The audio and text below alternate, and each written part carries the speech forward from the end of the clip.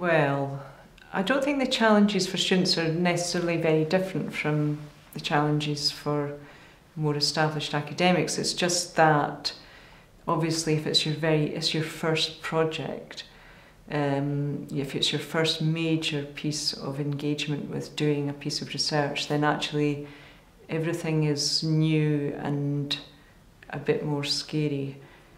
And PhD students actually have a very particular opportunity to sort of engage in incredible depth, because it's a long period of time just doing one thing.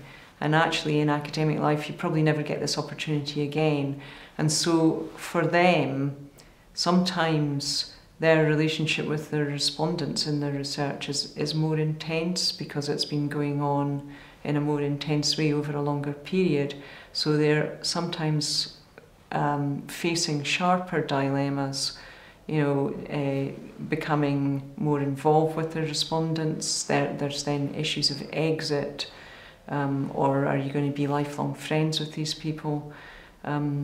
Managing those kinds of boundaries.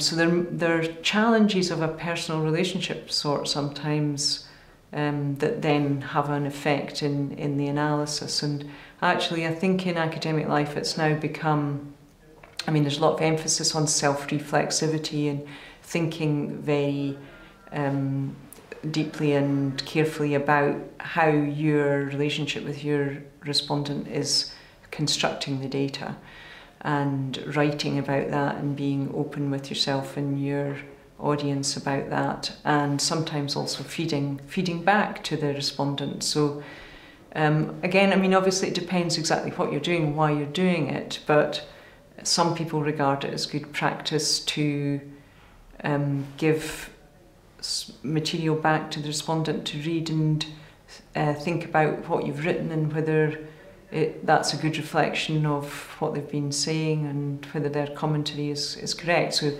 not everybody can take that on or should necessarily take that on, but that's a possibility that is there, that has its own kinds of issues about it. And obviously there's dangers associated with that.